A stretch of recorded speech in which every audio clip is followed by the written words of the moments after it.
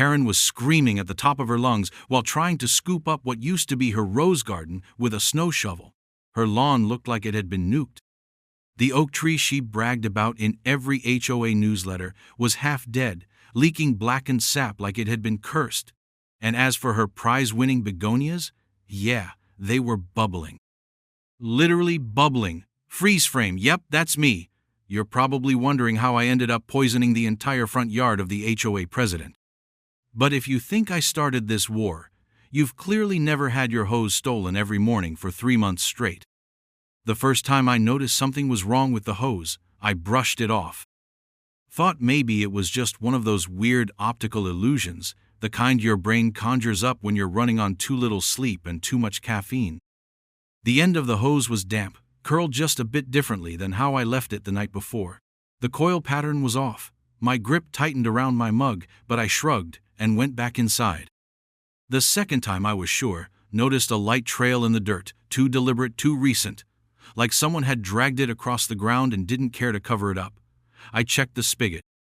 The handle had been rotated, barely half a turn, but I knew how I left it. I always shut it tight.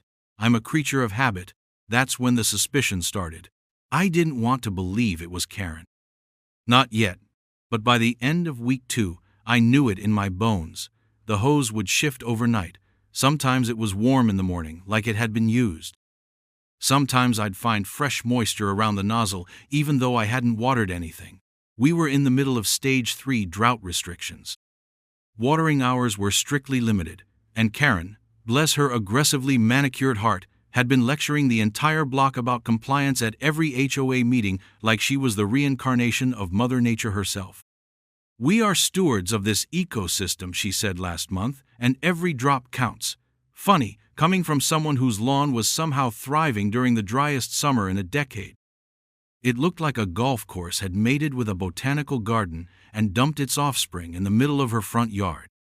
Rows of hydrangeas, high-maintenance begonias, even a koi pond setup that was, frankly, illegal under the new HOA Water Conservation Addendum. But hey, Karen was the HOA president.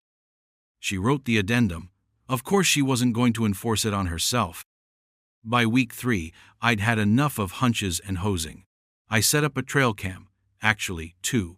One trained on the spigot, one hidden in a birdhouse aimed at the path between my yard and hers. I set the motion sensitivity to max and let it run. First night, nothing. Second night, nothing. Third night, bingo. At 2:47 a.m., there she was. Karen Mitchell. 49 years old, president of the Willow Hills HOA, leader of the Eco Neighbors of Eastview, and apparently a certified water thief. She crept across my lawn like a raccoon in Lululemon. Wore all black, carried a collapsible bucket. She didn't just turn the spigot on. She attached a splitter, the kind landscapers use, and ran a concealed rubber hose through the hedge line into her own yard. She had done this before. She was fast, efficient, out in 7 minutes flat. But the camera caught it all, night vision and everything. I watched the clip 5 times, then I poured myself a drink. The next morning I tried to be civil. I walked over. Karen was out front pruning her boxwoods like she hadn't just violated 3 property lines and a city ordinance. I didn't even accuse her outright. Just mentioned the water use, the odd hose movement. "Oh honey," she said, fake laugh and all. "Maybe a raccoon messed with it. They're very intelligent." I told her I had security footage. Her smile faltered for half a second.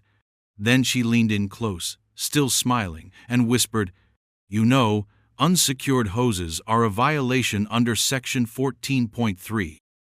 Could be a finable offense if someone reported it." Then she patted my arm. "Be safe." That night, I got the violation notice, bright yellow, pinned to my door like a scarlet letter. 150 for equipment left unattended and in public view. Funny, my hose had been hanging in the same spot for the past 5 years. No issue, until now. I emailed the HOA board, no reply.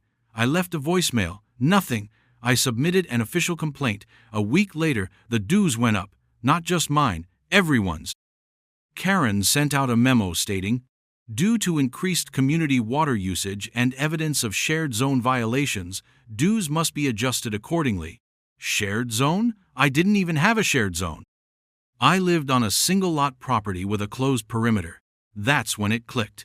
She wasn't just stealing my water, she was rewriting the rules to blame me for it, turning her theft into my liability, turning me into the problem. And nobody cared. Everyone thought Karen was a hero. She passed out succulents on Earth Day. She held composting classes for kids. She'd made a whole post on the neighborhood app about switching her SUV to a hybrid. And me? I was just the cranky guy with the hose. So I stopped talking, stopped emailing. I went quiet. But I watched. Every morning at 3 a.m., like clockwork, Karen would make her pilgrimage, sometimes in sneakers, sometimes in slippers, always with the same little setup. Attach the hose, turn on the spigot, run the concealed line, and vanish into the dark. I started tracing where the hose went. One night I followed it. I waited until 3:15, slipped through the hedge line with a flashlight wrapped in red cellophane, and crept along her garden path. What I found stopped me cold. The hose didn't just feed a few flower beds. It disappeared underground, literally tunneled through a PVC conduit that snaked beneath a decorative rock wall. I followed it, popped open a false planter lid, and found a hidden irrigation manifold, professionally installed. It had valves, timers, a backflow preventer, and one glaring red flag, a label reading Main Supply, Willowa North Tap. That wasn't her spigot, that was mine. She had built an entire underground watering system off my outdoor faucet. My water, my bill, my name, and she'd been running it for weeks, maybe longer. I felt the fury rise like bile. But I didn't cut the hose. Not yet. I took photos, video, pulled my latest water bill, compared it to last summer. The usage had tripled. I submitted a full report to the HOA. Even printed a glossy folder and dropped it off at the community center. 3 days later, I got a response. Thank you for your concern. The board has reviewed your claims and determined there is insufficient evidence to pursue action. As always, we appreciate neighborly discretion during times of conflict. Insufficient evidence. They had footage, timestamps, plumbing diagrams. They had receipts. Still, nothing. That's when I knew I had to escalate. This wasn't just about water anymore. Karen wasn't stealing out of need. She was stealing out of principle, because she could. Because she was the HOA president. Because nobody was going to stop her. I stopped calling it the hose. I started calling it the vein. Because it was the lifeline between our houses. It fed her kingdom. And I was done watching it happen. So I started planning. I didn't touch the setup, didn't move a thing. I let her keep stealing, let her feel safe, while I prepared for the long game. Because I wasn't just going to stop her, I was going to make her yard remember me, forever. It took exactly 6 weeks of silence to build the case. Every day, I played the fool. I let Karen keep tapping into my water line, let her garden bloom like Eden, let her flaunt her emerald front lawn, while the rest of the neighborhood browned and died like fall came early. She thought I'd given up, that I'd been embarrassed into silence. She even waved to me one morning, the smirk under her sunglasses just a little too smug to be friendly. Nice weather for some responsible watering, she chirped. I waved back, said nothing. That same day, I upgraded the trail cams to 1080p and switched the night vision setting to full infrared. Every angle, every connection, every drop. Now 2/4. I filmed the hidden manifold beneath her planter lid and the spiderweb of black drip-line tubing that spread beneath her mulch like a vascular system, one she'd stolen straight from my tap. It fed everything. The front lawn, the side hedgerows, the rose beds, even the back patio pots that were supposed to be hand-watered under HOA rules. Every zone activated at 3-4 a.m. on a timer. Ran for 28 minutes, then reset. I traced every tube and dug up exact GPS coordinates, overlaid the piping on a top-down blueprint of our 2 properties. You'd think I was mapping a crime scene. And I was. Because it was a crime, she just didn't know how far I was willing to go to make it public. The real break came when I pulled city records, plumbing permits, landscape exemptions. There was nothing, absolutely nothing registered to her address in the past 5 years. And yet, she'd somehow installed a buried manifold, a smart timer system, a dual tap hookup, and an above-ground valve assembly with backflow prevention, all required by law to be inspected and permitted. Which meant she had bypassed city code, state plumbing guidelines, and drought compliance regulations. Meanwhile, she was publicly blaming neighborhood brownouts on non-compliant residents refusing to adhere to Phase 3 watering restrictions. Her words, copy and pasted from an HOA-wide newsletter she sent just 2 weeks earlier. As president, it breaks my heart to see our neighborhood fall into neglect due to selfish misuse of our community water supply, she wrote. The board will be increasing inspections and imposing fines on households whose lawns are contributing to runoff, erosion, and sprinkler overuse. I nearly choked when I read it. She was stealing my water, blaming me for usage spikes, and then ticketing other residents for the lawn deaths she was causing by hoarding the supply. I knew 3 neighbors on our block who had voluntarily let their grass die to avoid fines. One even replaced their lawn with drought-tolerant rockscaping after Karen called it unsightly at an open meeting. But she was hosting garden parties like it was Buckingham Dam Palace. And it was working. Everyone adored her. Karen's lawn looks amazing. She must be doing something right. One of the HOA members said during a walkthrough, yeah, she was doing something all right. So I submitted the complaint anonymously, went online, filled out the city's water violation form, uploaded footage from my cameras, time-stamped and dated. I included close-up shots of the unauthorized valve, diagrams of the pipe's direction, and a breakdown of my own water bills from the past year, showing a 240% spike since her system had gone active. I added a polite note that I'd prefer to remain anonymous, but that I'd be happy to assist any investigation if needed. I didn't expect action overnight. City enforcement moves like syrup. But 4 days later I got the call. Blocked number. Male voice. This Mr. Thompson? I didn't answer. Just letting you know your water complaint was received. We've opened a case. If your information checks out, we'll escalate to site inspection. He paused. You didn't hear this from me, but if you have a chance to not be home Thursday morning, say around 9, might be a good time to take a long walk. Click. So, Thursday morning, I went for a walk. 2 hours, maybe 3. Just long enough for the city van to pull up and knock on Karen's door, while I was definitely not home with a camera pressed to the upstairs window. I didn't see what happened inside, but I saw enough. The inspectors spent 20 minutes poking around her hedges. One of them stood with a clipboard while the other knelt by the planter box, peeled back the mulch, and found the buried manifold. He radioed something to the van. I saw Karen come outside in heels, bathrobe, and fury, pointing and gesturing and waving papers. But her face changed when the second inspector held up a printed diagram, the same one I'd submitted with the complaint. Her mouth moved, but her hands froze. She stopped arguing.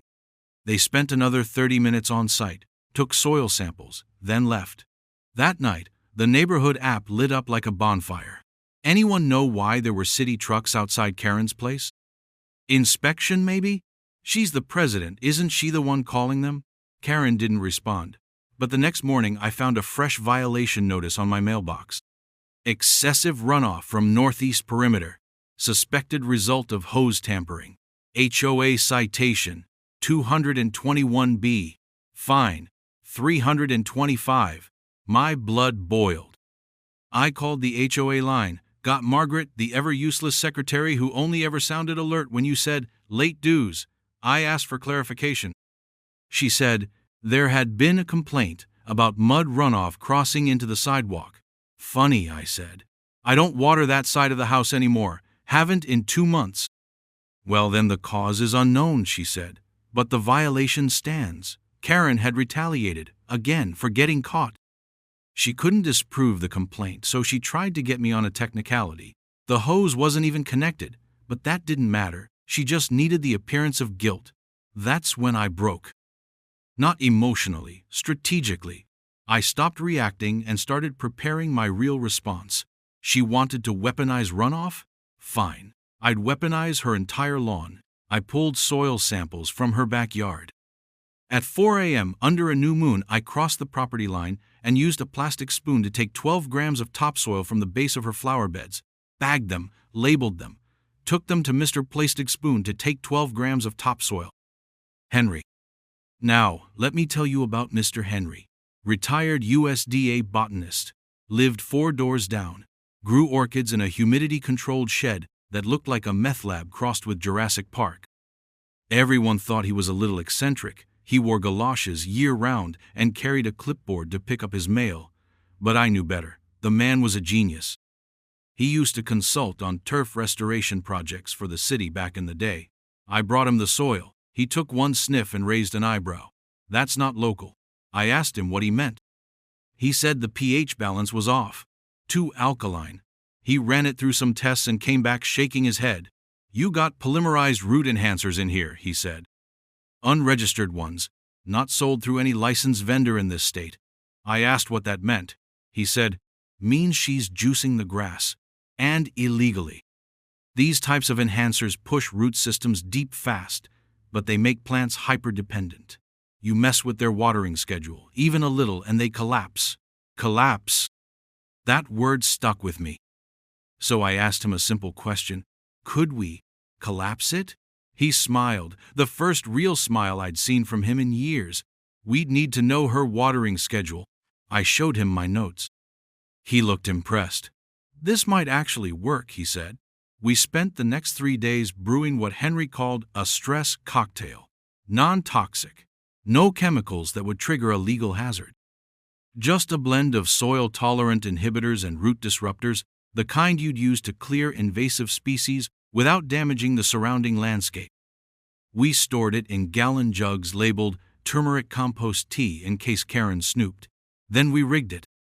I took one of her connector valves, the same one she'd used to steal my water, and swapped it with a near-identical one I bought online, but this one had a hidden injector. Every time the valve opened and water flowed through it, it would mix a controlled dose of our stress cocktail into the stream. I even made sure the pressure drop would be imperceptible. She'd never know. The injection ran for 4 nights. I watched from the porch. First night? Nothing. Second night? Hydrangeas started to curl. Third night? The front edge of the sod began turning a dull, sickly yellow. Fourth night? The begonias folded in on themselves like wilted paper, Karen noticed. I could tell by the way she stormed out of her garage with her little green spray bottle attacking the browning patches like it was personal, but she didn't know the cause. Not yet. That was only phase 1. The stress test, the calm before the collapse. She had built a garden on stolen water and borrowed science, and now it was time for both to turn on her. And me? I just kept sipping coffee, watching her from my porch like the world's most polite executioner. Because the next phase wasn't just about revenge, it was about poetic justice. And if you think a few dead begonias were the end, you don't know what happens when roots die all at once. I'd never felt more alive than the moment I watched a 3-0 row of hydrangeas gasp for air. I know that sounds psychotic, and maybe it was, but when someone turns your water line into a private reservoir for their suburban Versailles cosplay, you earn the right to reclaim a little power. And this time, I wasn't taking it back with emails or city complaints or passive-aggressive yard signs. No, this was surgical, legal adjacent, and utterly invisible. The backflow valve system was a work of art. I'd modified a standard anti-siphon Y connector with a one-way check valve and pressure-triggered release injector. It was the kind of setup used in agricultural testing, where you feed nutrients or herbicides through irrigation lines in microdoses. Not dangerous on its own, entirely legal to own. But once you pump in something like Henry's Rootbreaker No. 5, an experimental blend of nitrogen inhibitors, calcium blockers, and water stress accelerants, then you're dancing in the legal gray zone.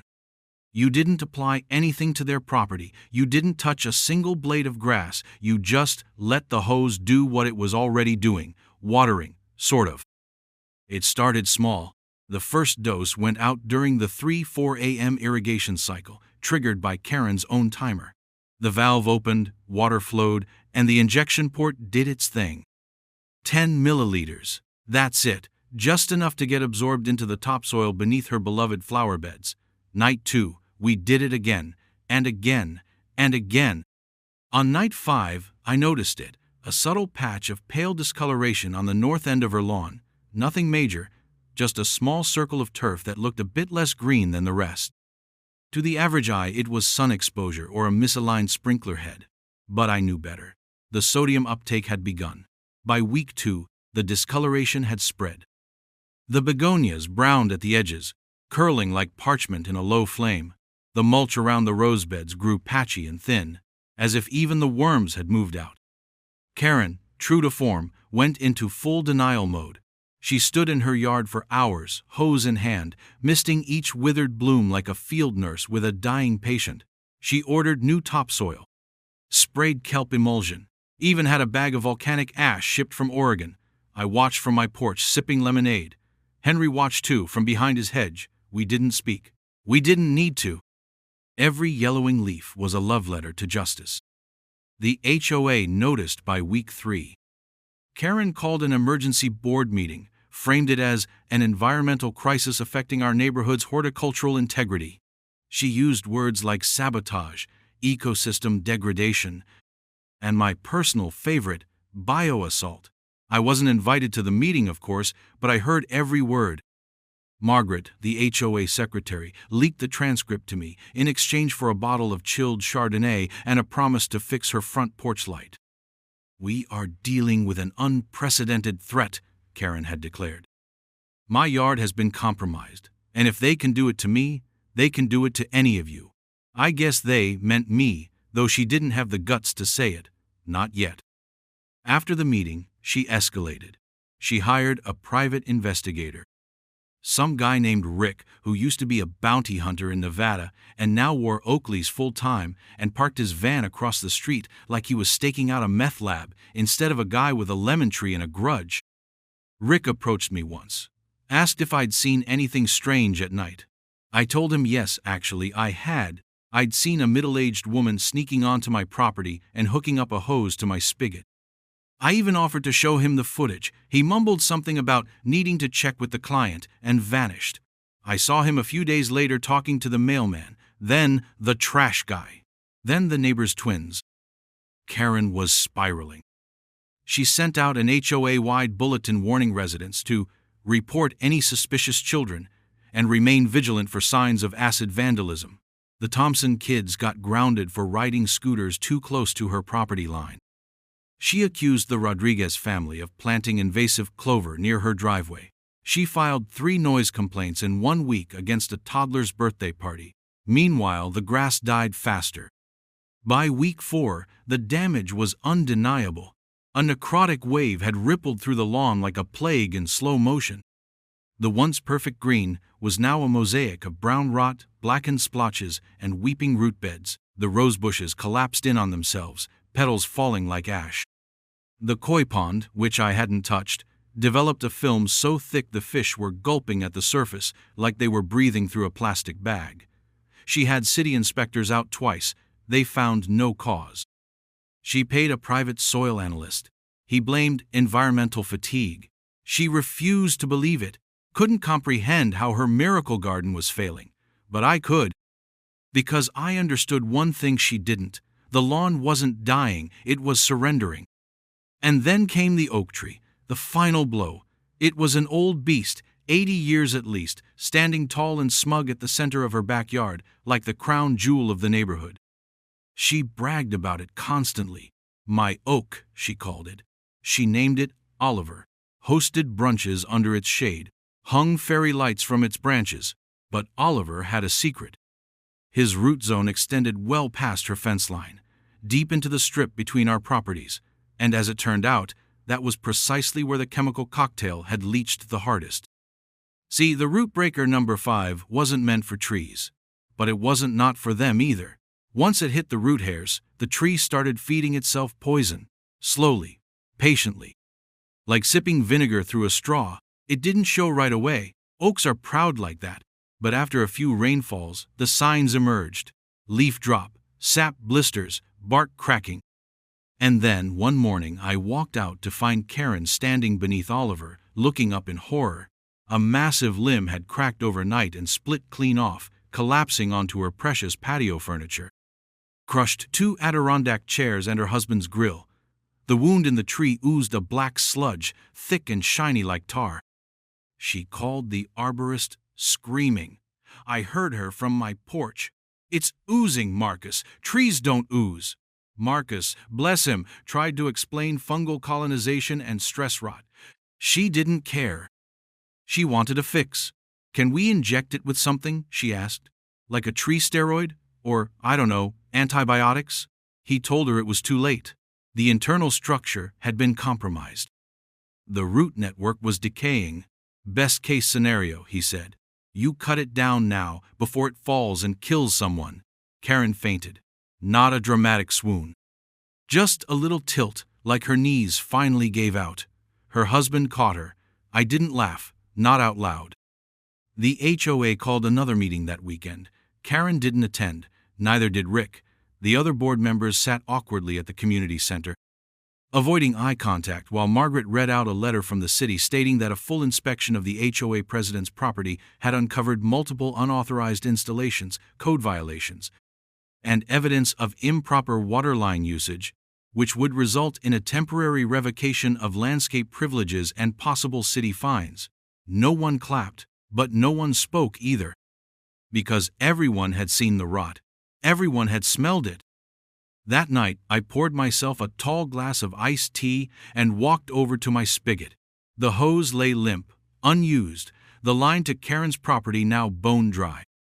I unscrewed the injector valve, wiped it clean, and packed it away in a box labeled "Do not use unless provoked."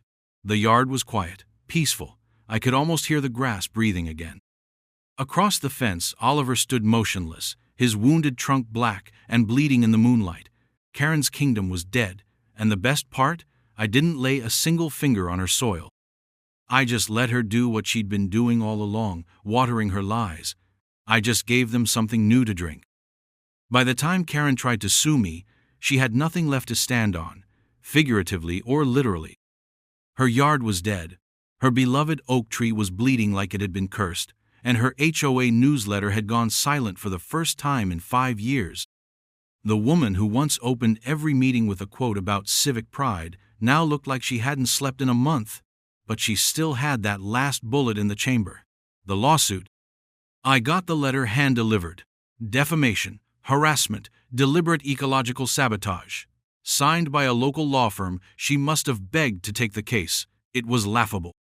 No real lawyer would touch it if they'd seen what I had. Because while Karen had spent the last 2 months burying her lies in perfectly symmetrical flower beds, I'd been building something else entirely, a case. Every hose hookup, every water bill spike, every note she left on my door, every phony violation she filed. Every drop of stolen water was logged, time-stamped, categorized, and saved in an encrypted folder labeled Operation Water Witch. But the crown jewel was the video. A 3-minute supercut of her late-night hose runs, each one cut with date, time, and a delightful little subtitle that read, Unauthorized Entry. Section 4.3 Trespass. Her system ran like a Rube Goldberg machine of idiocy, and I had diagrammed it down to the inch: the buried dripline manifold, the PVC hose sleeve, the unlicensed backflow setup, the trench from my spigot to her boxwoods that she'd hidden under artificial turf. And remember that injection valve I built? Oh, I kept that too.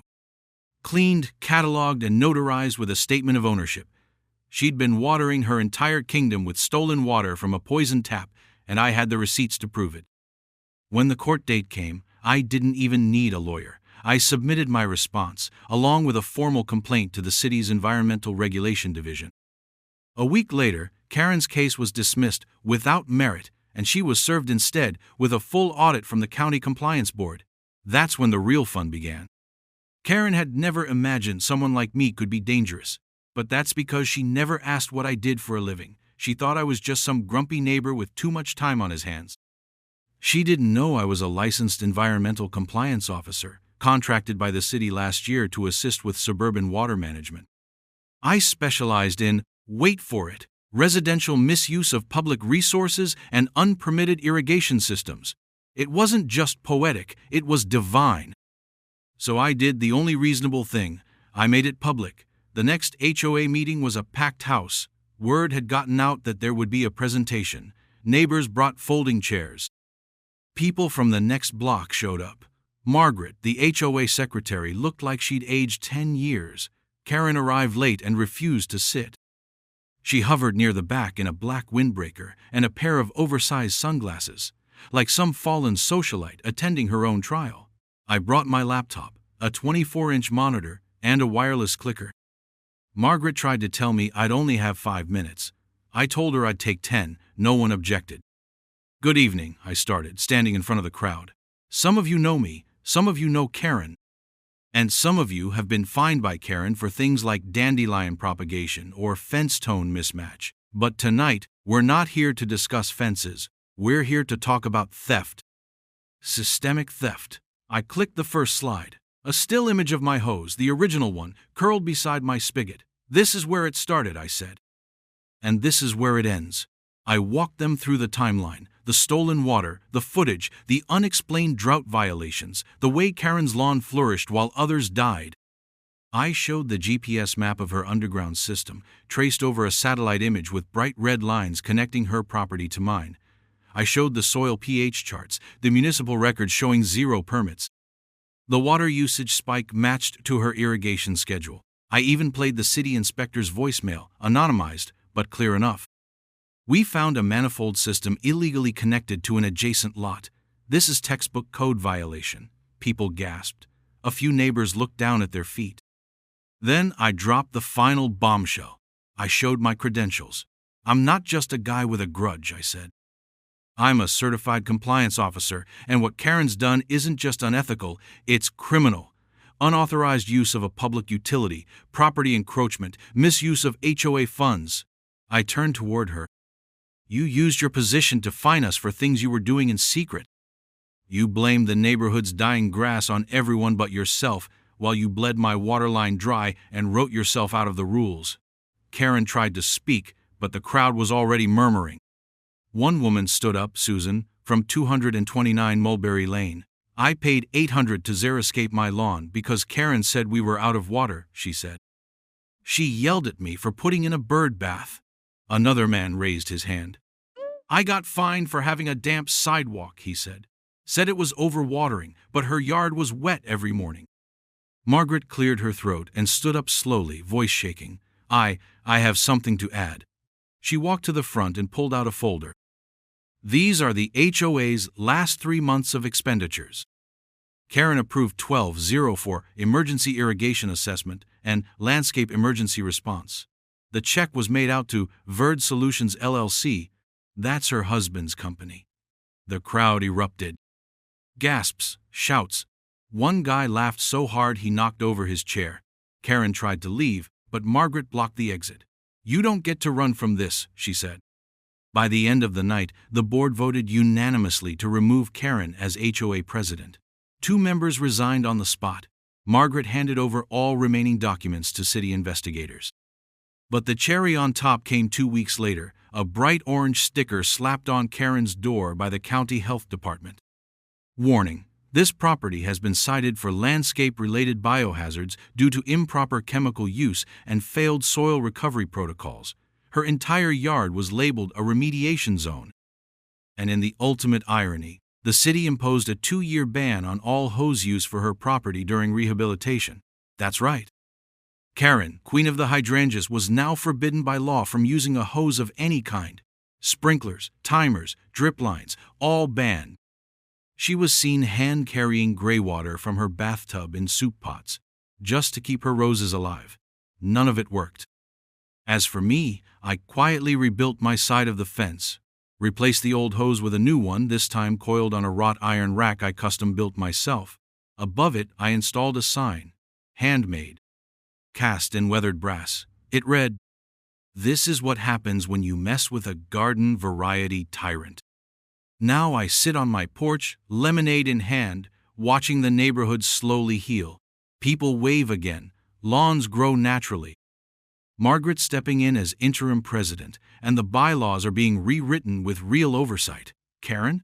She sold her house last month. Had to drop the price after the city labeled it aesthetic bio-unstable. Last I heard, she moved 2 towns over to a place with no HOA. Poor thing.